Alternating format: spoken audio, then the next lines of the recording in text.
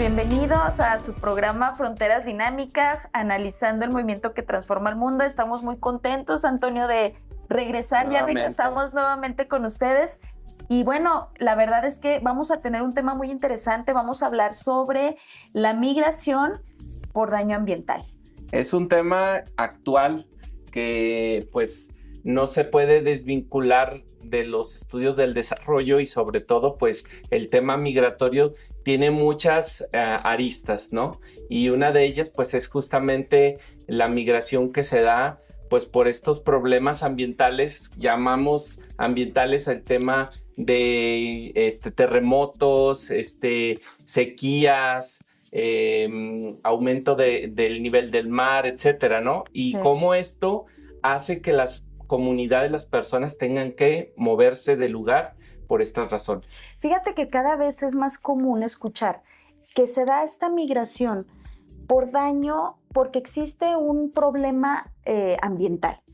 Y muchas de las veces no medimos que esta situación, al igual que la migración normal, pues es multifacética y bueno, no solamente es una cuestión catastrófica, sino que también es un sinónimo de despojo, Antonio, porque quita a la gente o la despoja, como lo dice, como la palabra lo dice, pues de su espacio, de su entorno, por cuestiones que ya no le garantizan a la persona un desarrollo, una vida plena, su alimentación, su tranquilidad, su espacio, y bueno, que se ven obligados por las situaciones que tú comentas justamente a huir de sus lugares de origen. Nos damos cuenta cómo se contaminan cada vez más los mantos acuíferos a causa de las mineras, cómo el extractivismo voraz, pues sinceramente despoja a la gente de ese territorio. Y la verdad es que es una llamada a estos organismos internacionales a que existe esta verdadera justicia cuando existe una migración por este daño ambiental. Tú hablabas hace ratito de los refugiados. No sé si por ahí me puedas platicar o traes algún concepto, porque se me hace muy interesante. Pues es que los refugiados, bueno, muchos países tienen tratados en donde se les permite que estos refugiados puedan tener asilo en un determinado país. Sin embargo, por cuestiones de tipo de desastres naturales y demás, no existe. Estos no están contemplados, aunque sí por cuestiones humanitarias se suele dar. Sí hay un vacío, ¿no?, en este aspecto. Hablamos también, por ejemplo, de esta parte del desarrollo sostenible. El desarrollo sostenible que viene siendo esta responsabilidad que tenemos todos, todes, de contribuir a preservar estos recursos naturales, a no agotar estos recursos naturales, a buscar el desarrollo con estos recursos naturales que tenemos y a transformar nuestra vida, a buscar esa calidad de vida sin agotar los recursos naturales que tenemos. Y bueno, para terminar, yo únicamente haría pues esta reflexión que para el 2050 se estima que, según un estudio del Banco Mundial, se estima que más de 216 millones de personas van a tener que desplazarse de su lugar de origen por un tema que tiene que ver con factores climáticos. Entonces, ahí la reflexión para los gobiernos, para las instituciones, y que todos pues echemos cartas en el asunto para poder resolver un problema que nos atañe a todos. Estás viendo TV UAS, Televisión Universitaria.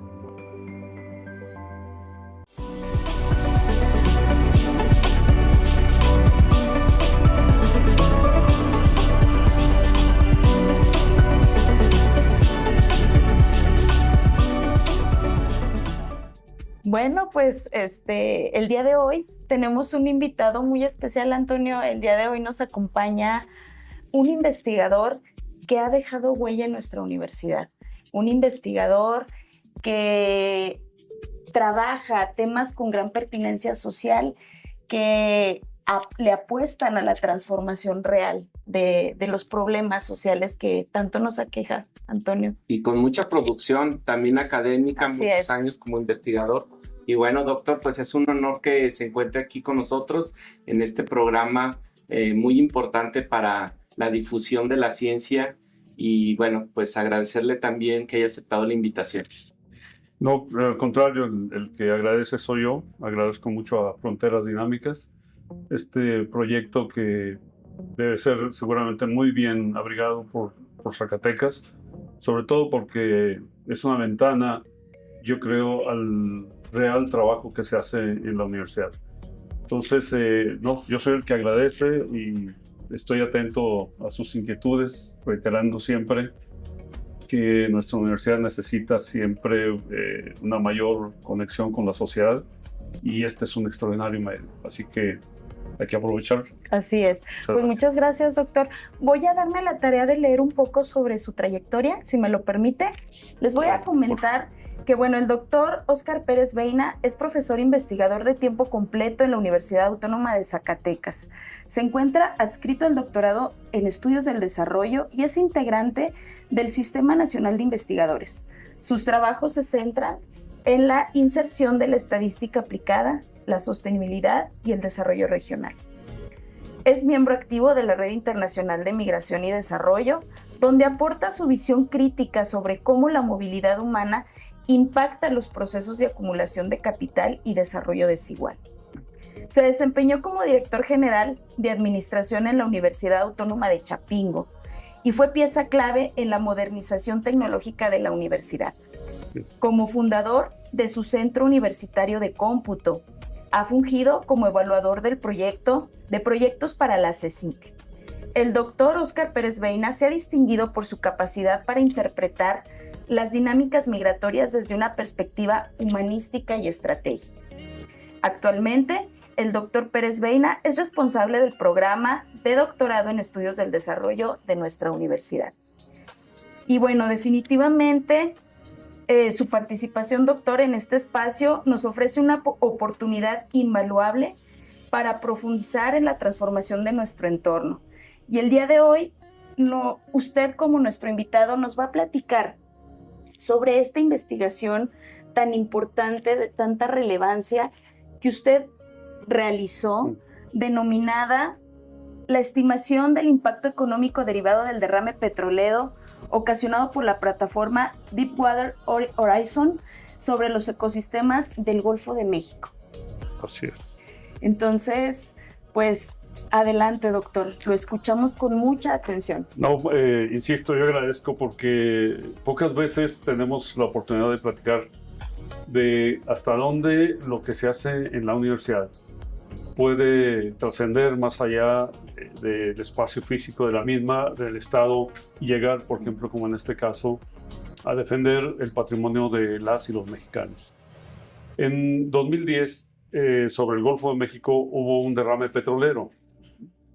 Esto vino derivado del colapso de la plataforma petrolera Deepwater Horizon, y este pozo desde abril hasta septiembre estuvo emitiendo, bueno, se estima que algo alrededor como de 5 millones de barriles de petróleo al lecho marino.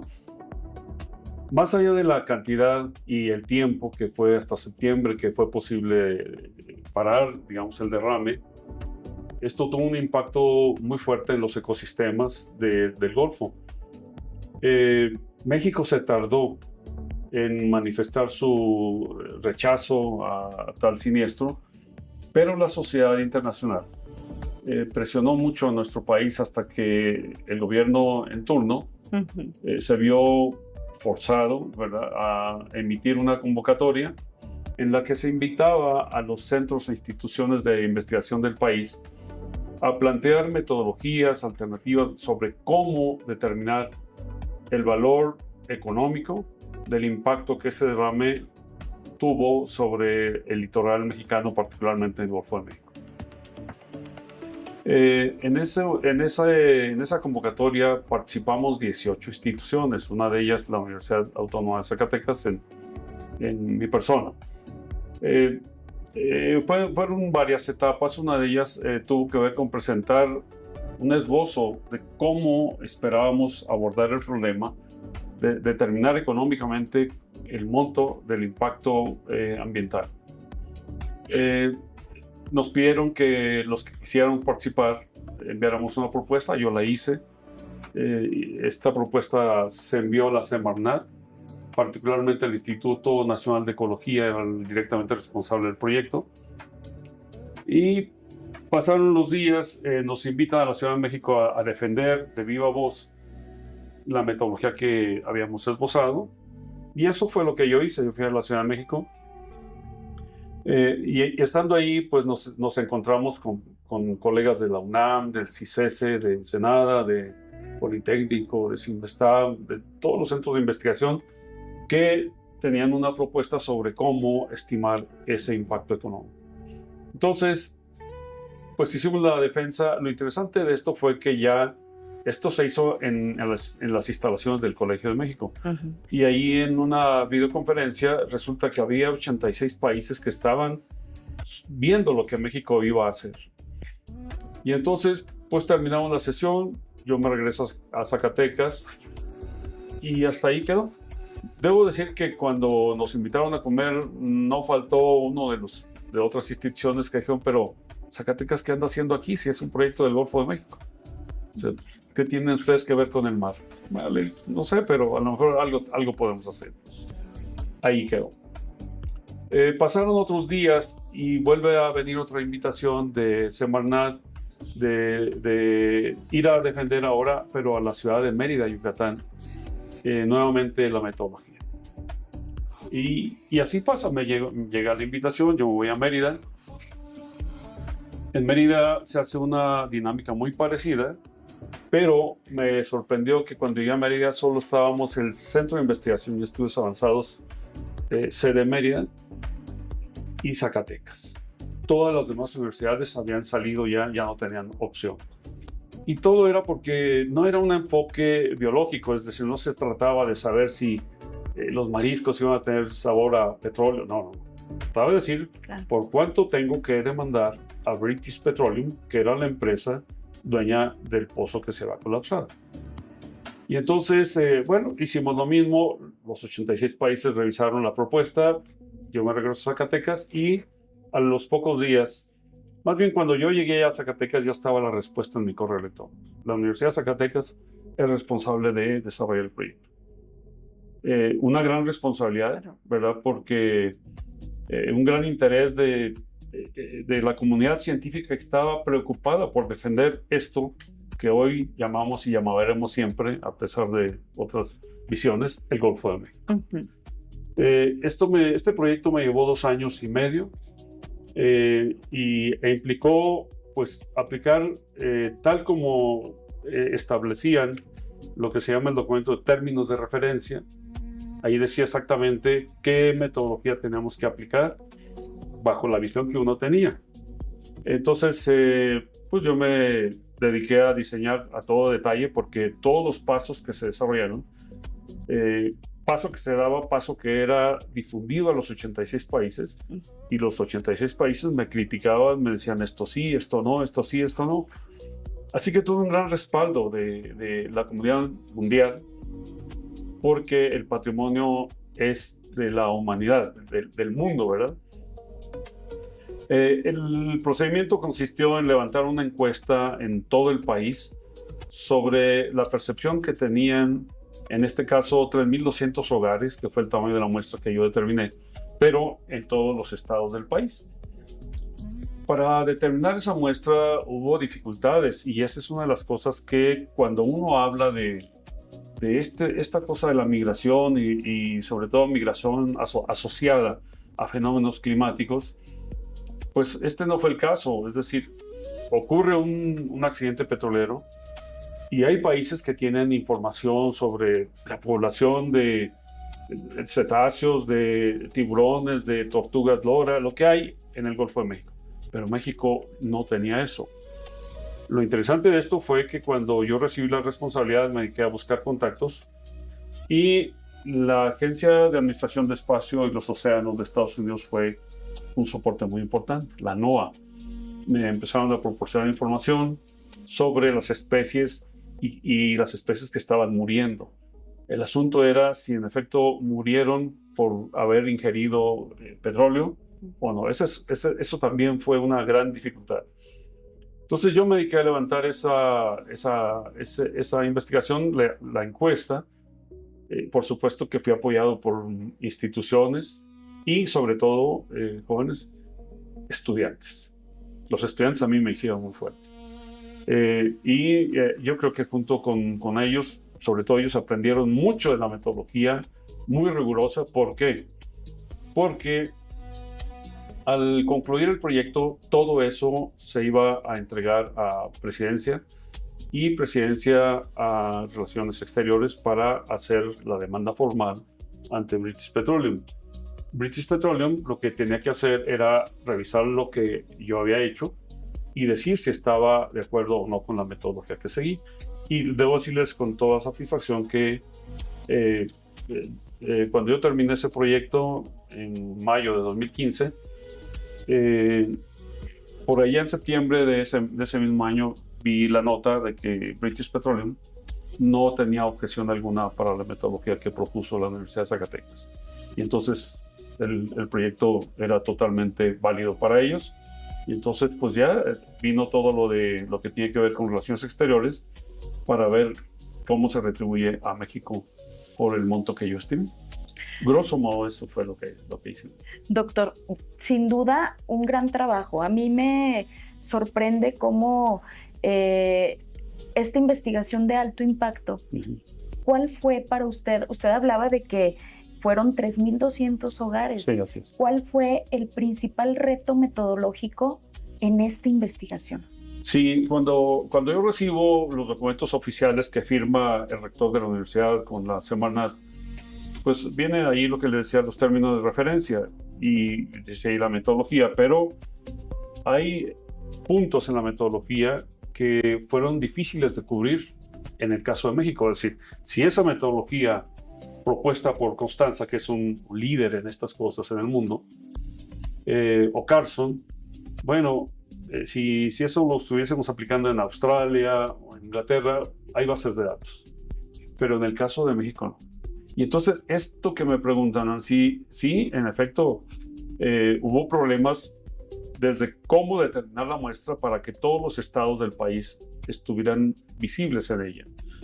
Pero otro caso que creo que vale la pena fue que estos dos grandes de la valoración económica de los bienes y servicios ambientales, Constanza y Carson, dicen, hay que aplicar esta encuesta, una encuesta de este estilo. Pues sí, lo que hicimos aquí fue, antes de la encuesta, yo tengo que entender qué piensan las personas, las amas de casa que están en los hogares, sobre lo que está pasando con este accidente del Golfo de México. Y esa información en este país nadie la tenía. Entonces sí hubo que proponer, antes de levantar la encuesta, toda una estrategia de corte cualitativo, diseñar imágenes que no sesgaran la opinión de las personas que íbamos a entrevistar. En este caso yo tuve auxilio de una joven mexicana que estaba estudiando en la Universidad de Washington, comunicación visual, y ella me ayudó a diseñar láminas que se le mostraron a las 3,200 personas que se entrevistaron en otros tantos hogares, buscando objetividad. En todo eso, nunca di un paso sin recibir la crítica y la sugerencia de tantos países. Por eso fue muy consistente. Pero la particular adición que hace a la metodología que propusieron ellos y que puse en operación fue agregar antes de la encuesta toda una estrategia cualitativa. Otro reto que tiene que ver con ejercicios, por ejemplo, similares que han hecho así la Argentina, Inglaterra, Turquía, así, tienen siempre valores de referencia. Es decir, la gente tiene una idea de lo que cuesta perder un bien, por ejemplo, el disfrutar una playa limpia. ¿Qué valor tiene eso? El tumbar un árbol. Aquí cuando a veces por el crecimiento que tenemos veo que tumba un árbol, me da pena, ¿verdad?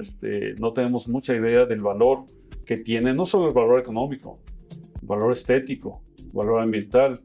En todo esto, creo que de repente sí como que nos falta mucho y esas fueron las dificultades que yo enfrenté. Entonces hubo que pensar y debo decirlo con toda franqueza. Yo viajaba a la Ciudad de México y les decía, en este caso a la semanal, a ver, necesito esta información. Pues es su problema, doctor. O sea, y otra cosa que les voy a decir, ¿no? Es que cuando asumes una responsabilidad de esa magnitud, la defensa del Golfo de México, uno espera que de verdad los colegas de otros institutos que han investigado sobre el Golfo de México te abastezcan de información. Doctor. Eso no ocurre. Y justamente, bueno, ahorita escuchándolo, muy interesante, como decía mi compañera Nancy, el impacto de su trabajo. Y a mí me gustaría que nos hiciera un comentario sobre esa aplicabilidad que el conocimiento y que las universidades generan en beneficio de la sociedad. Creo mucha de la crítica que se le hace a la universidad es que está desvinculada de los problemas sociales, de los problemas locales, y que debería la universidad pues ser el principal aliado de estas problemáticas que se dan en cualquiera de los ámbitos, porque la universidad pues abarca distintos ámbitos. Y esa aplicabilidad pues y la integración de proyectos de investigación con incidencia social, creo que es una demanda que se le hace con justa razón a la universidad. Respecto a esto, ¿usted qué opinión tiene, pues ya con tantos años como investigador en la UAS? Gracias, Toño, por la pregunta, pero es exactamente algo que apunté y dije, no se me tiene que olvidar. Sí, por desgracia a veces la sociedad se entera de otras cosas, pero no se entera de proyectos, por ejemplo, como este, independientemente de que yo lo haya desarrollado. Yo puse aquí comentar que la universidad pública tuvo capacidad de respuesta, y ese es mi comentario para ti. Es decir, ¿por qué la Semarnat lanzó la convocatoria a las universidades públicas y privadas? Todas, pero respondimos las públicas. Y particularmente una universidad chica, ¿verdad?, del interior del país, y que no tiene un golfo enfrente, no tiene una costa, pero sí sabemos econometría. Y eso hizo una gran diferencia. Y por eso yo lo comenté en aquel momento con las personas a las que le entregué los resultados. Todos estos resultados, Toño, no se pudieron visibilizar durante 7 años y medio. ¿Por qué? Porque era información privilegiada y que se entregó al Estado mexicano, y el Estado mexicano la usó para presentar su denuncia, su demanda ante BP. Pero voy a insistir mucho en que de repente no nos damos cuenta de lo valioso que suelen ser los trabajos que se están desarrollando, porque a lo mejor quienes se encargan de buscar este tipo de espacios a lo mejor se pierden un poco, y eso yo lo tengo que reconocer de ustedes, ¿verdad? Que han dado esta ventana y que me permite decirle a Zacatecas, sí, también sabemos hacer cosas que tienen que ver con la defensa del patrimonio de nuestra nación y del mundo. Y así se vio ese proyecto. Entonces, cuando se entregaron los resultados, hubo un hecho muy interesante. La Semarnat volvió a llamar a todos los que perdieron con la UAS ese proyecto, incluida la gente de la UNAM, insisto, del Centro de Investigación Científica y el Estudio Superior de Ensenada, que ven mareografía, oceanografía, ciencias del mar. Y la Semarnat les dijo, eso es lo que queríamos que hicieran, ¿verdad?, a partir de lo que hizo Zacatecas.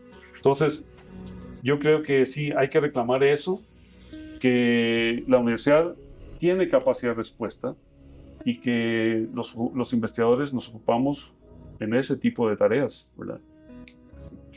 Me gustaría cerrar esta entrevista pequeña que nos dijera cuál fue el monto final de los daños. Sí, después de levantar la encuesta, fue toda una proeza, ¿verdad? No fue una cosa sencilla, pero insisto, me ayudaron estudiantes, muy importante. Yo estimé que México debería ser compensado por algo más o menos de 1.100 millones de dólares. Esa fue la cifra que yo estimé. No lo hice con un solo modelo, yo utilicé 4 modelos econométricos. Y son las mismas opciones que yo presenté a la Secretaría. Todavía hacia el cierre del periodo del proyecto me propusieron una metodología adicional. Pues no estaba en el compromiso del proyecto, pero dije, bueno, tengo los datos, lo vamos a hacer. Y eso permitió encontrar, en efecto, con mucha consistencia, la cifra de 1.100 millones de dólares. Y eso es lo que quedó en el documento, en la estimación.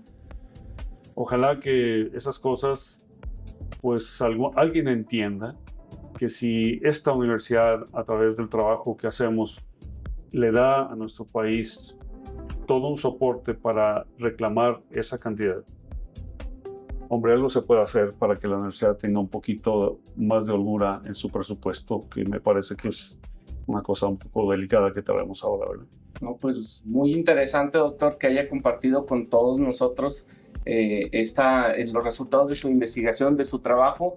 Y bueno, agradecerle, el tiempo es corto, pero siempre hay la invitación de un nuevo, de que nos vuelva a visitar, que nos volvamos a compartir este espacio para analizar otros temas. Y bueno, Claro que sí. La investigación y el trabajo que usted tiene es vasto, entonces pues queda la invitación para que nuevamente nos acompañe, doctor. y agradecerle nuevamente el que esté con nosotros. Sí, agradecer, El doctor. agradecido soy yo. Muchas gracias. Gracias. Por favor, Agradecer. sigan con estas cosas. No, y comentarles que para quien quiera seguir más sobre el trabajo de producción del doctor Óscar Pérez Beina, seguir los sitios oficiales de la Unidad Académica de Estudios del Desarrollo. Orgullosamente, UAS. Así es. Gracias, doctor. Gracias. Muchas gracias a ustedes. Gracias. Y bueno, vamos a una sección que forma parte de este programa y que le damos voz también a quienes nos ven desde el otro lado de la frontera, que son los saludos migrantes. Hola, buenos días, soy Irene. Mi nombre es Irene Flores Menchaca, soy migrante. Estoy en el equipo de Bonitas, Texas. Estoy aquí festejando en familia el cumpleaños de mi esposo. Aprovecho la ocasión para mandarles saludos allá a todos mis paisanos. Y aquí estamos en familia, comiendo gorditas. Bueno, pues hemos llegado al final del programa. Agradecer a nuestro auditorio por sintonizarnos donde quiera que se encuentren. Ahora ya estamos por Canal 4, Televisión Abierta, por las plataformas digitales, Antonio. Y pues a invitarlos a que nos sigan sintonizando, que sigan con nosotros en esta aventura de Fronteras Dinámicas, analizando el movimiento que transforma el mundo. Y que se puedan comunicar con nosotros a través de nuestras redes sociales. Igual si tienen algún tema o les gustaría participar en el programa, nos gustaría también saber de su interés. Sí, saludos. Saludos. Entonces queda abierto el espacio también para toda la audiencia y aquella persona que quiera sumarse. Así es, este es su espacio y esperamos sus retroalimentaciones, saludos y los esperamos. Nos vemos en la próxima. Así es. Hasta luego. Hasta luego.